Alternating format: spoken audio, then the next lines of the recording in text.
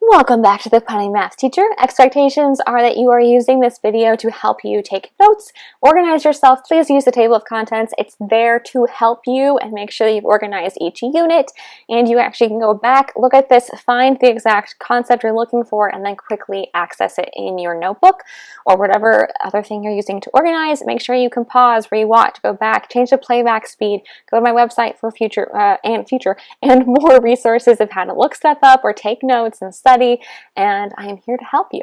All right, be successful in your math journey and just be silly in general. All right, so we are in equations right now. So if you've noticed, our first unit, I put a squiggle line underneath. We're now in the equations unit. So we've done multi-step for 2 videos, proportions, dimensional analysis, and now we're going to work on percent of change and discount tax. This will be 2 pages, one for percent of change and then one for discount and tax, which is percent of change but in a different format. And then literal equations will be our next video, and we'll be done with equations. So just an FYI, that's where we're headed. So percent of change is page 14. And I moved my, there we go. I moved my phone. There we go. So it went off track a little bit. Alrighty. I'm going to use red, because that's the one that I had in my key. I'm looking at my key. Alright. So percent. Cent is a lot of words. So there's 100 pennies in a dollar, so that's cents. There's century, that's 100 years. So percent is part of 100. It's per 100. It's per part of the 100. So that means percent of change is going to be part of a whole that changed from the original. But I do want to note that original and the whole are the same number. So whatever your whole is, that's really your original. You're comparing everything to the original, and we're counting that as the whole. Notice that percent of change will be a fraction because it's a part of a whole. All right?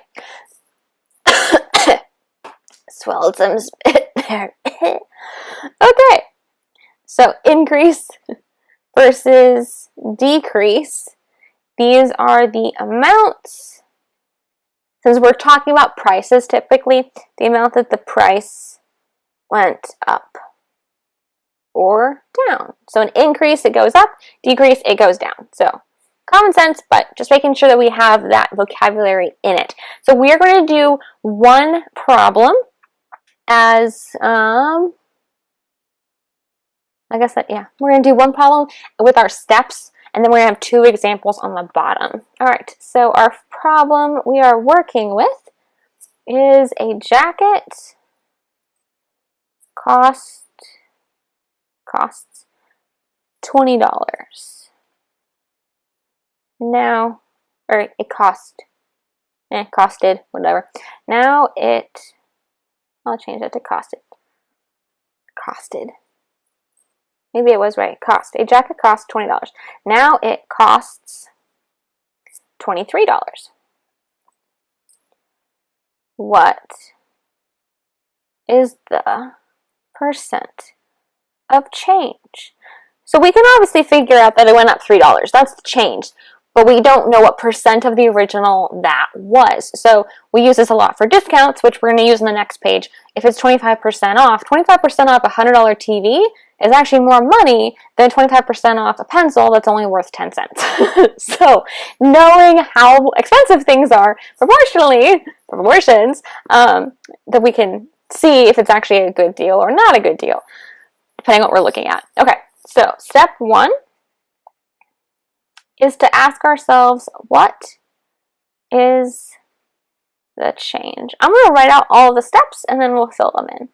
Step 2 is, what is the change compared to the original? Because remember, we want to compare it to that whole, and then I'll leave more room for that. And then step 3 is final percent with increase or decrease. Okay. And so we're going to have part over whole is going to be change over original equals part out of 100. Okay. So these are the notes. I'm going to use a pen to fill this out just so you can see the contrast in color. So in our problem, what is the change? What is our price changed? It has gone up by $3. So that's our change. So we know it's an increase because it's going up the $3, and then I know how much that change is, which is 3. So what's the change compared to the original? So my change is 3. The original is $20. I don't know the percent. I don't know the part over 100. So that's where my variable goes. You can use X, you can use Y, you can use P, you can use whatever you want. I don't know the part over the 100. Now I need to use my proportions experience to solve this. So this is going to equal 300 equals 20x. Divide by 20 because that makes 1. X equals, zeros go away, 30 divided by 20, 2 divided by, which is 15. So it's 15. So this is a 15% increase. I don't know why I'm dotting that. Dot this. There we go. 15% increase. That's what that 3 represents, is 15% of my original jacket cost. So it was a markup of 15%. All right, if I had saved 15%, I'd be paying $17 instead of $23. All right, so now we're going to do 2 examples. So split this in half. We'll have example 1 and example 2. So our original is going to cost us $25, and now the new price is $17. This original was $47, and the new price is $35. Again, I'll use the pen just so you're used to seeing blue. So my first step is to figure out what the change is. So my change is going to equal, okay, 25 to 17. I know it's a decrease, and it's a decrease of $8. So that means my step 2 is I want the $8 over the original equals, I don't know the percent of change. So this is 800 equals 25x divided by 25. 25 goes into 100 4 times. 4 times 8 is going to be 32. And now I'm going to put this in context. Was this a 32% increase or decrease? Decrease. I'm saving 32%. All right? And you could put the negative on here, and that would end up with a negative 32, but just know that a negative 32% would not have an increase, because a negative 32% decrease, you're negating your decrease and make it an increase. So it's just clearer if you keep your percent positive and then include the word increase or decrease, and not using positives and negatives in front. Just leave it as a positive 32 and leave it with a decrease. All right. Example 2, so our change is going to be, pause the video, try it on your own. Our change is going to, again, be a decrease because it went from 47 to 35. 47 minus 35 is, oh boy, 12. There we go.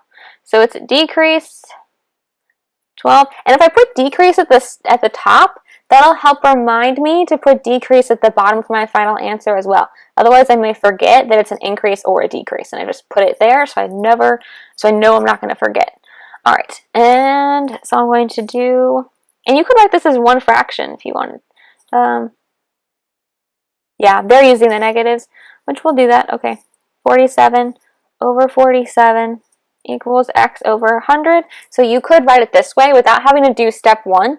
You could write this as your formula. So it's new minus original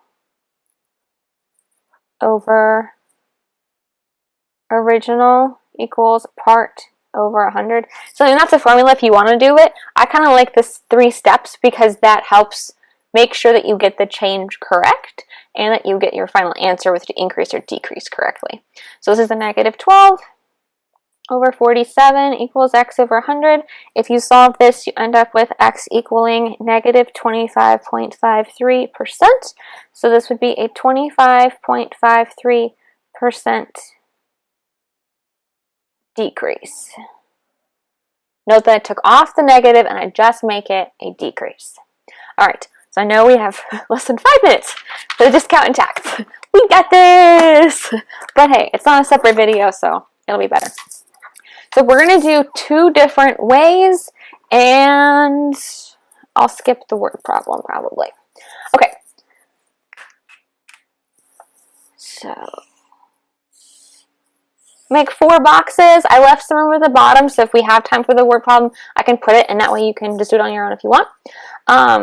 Yeah, I can just show it under the screen too. So first way, that's what our first box is going to be for. So first way, second way. All right, so our first way is going to be, we're going to have something costing $28.62 with a 7.25% tax, and we're going to have the same problem over here with 7.25% tax. All right, now we could write this as 28.62 parentheses, or that's a 1. Okay, there we go. 1 plus 0.0725 equals question mark, and I'm going to label it. So this out here, this factor is going to be your original price. This is the 1. This is the 100% that you normally pay, because you have to pay 100% of the cost. So I have to pay that 100% of $28.62.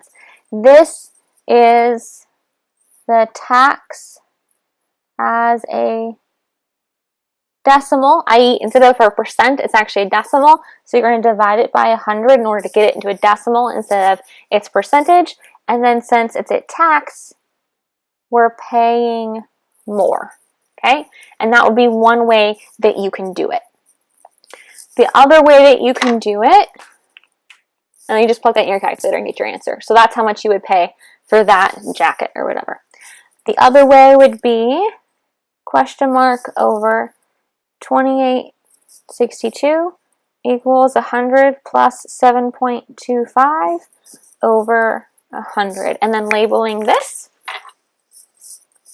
This is going to be your new price or your total bill. It's what you're actually going to pay. This will be your original price. This is the tax as a percent. So you're going to keep the 7.25 as 7.25. This plus is because you're paying more, because this is tax. If these were discounts, this would be a subtraction, and this would be a subtraction. That's the only difference between discount and tax. Discount, you're saving money. Tax, you're paying more. And then this 100 is the 100% you normally pay. So original price, your new price is the question mark. Because you're paying more, it's going to be adding. If it was discount, it'd be subtraction. The tax as a decimal, or the tax is a percentage, and then the 100% you normally pay. This is 100 as a decimal, this is 100 as a percent, it's just 100. And then you can solve your problem from there. So we are going to do one example, but 2 different ways. You can solve this if you want as well. For time's sake, we're just going to have $85 before 20% discount. So same discount. Same problem for both of these. So this one will be 85 as the original. I pay 100%.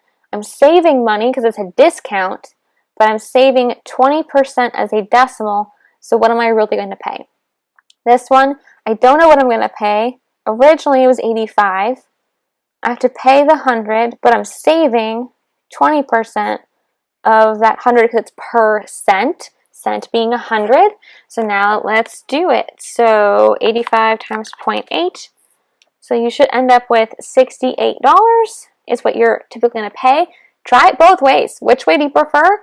I know I'm over 15, but I'm trying to get to it. And then 28.62 times 1.0725. This one was going to be 30, and it would round up for dollars. So the first two should have gotten you $30.70. The second two get you $68, and then there we go. That pause this for your word problem. Hit play for the answer. All right, there's your answer. Yay! Okay, and then on to your reflection question.